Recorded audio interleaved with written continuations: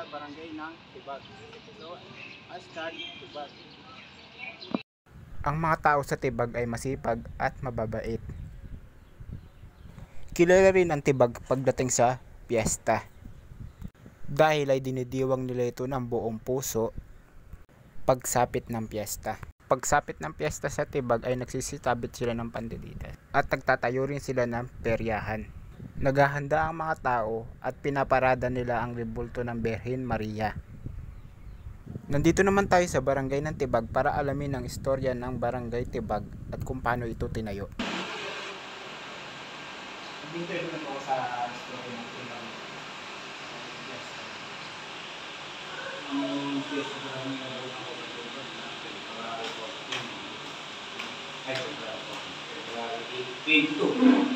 Ay, po na piyesta. At saka ang Tibag na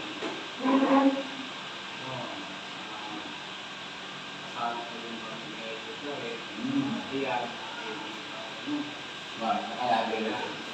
Ang eskwelahan ng Karanyan. Ang eskwelahan ng Karanyan. Wala ng Tibag. Ngayon, Tibagan, Kare. Halos dito sa barangay.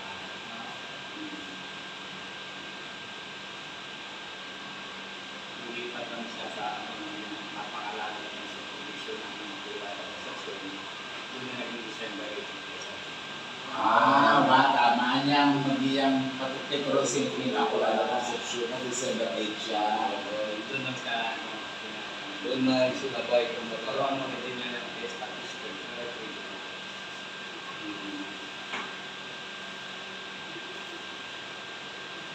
Ganyan yung mga sa Kaya ba? Dati ba? Ginawa niya mo.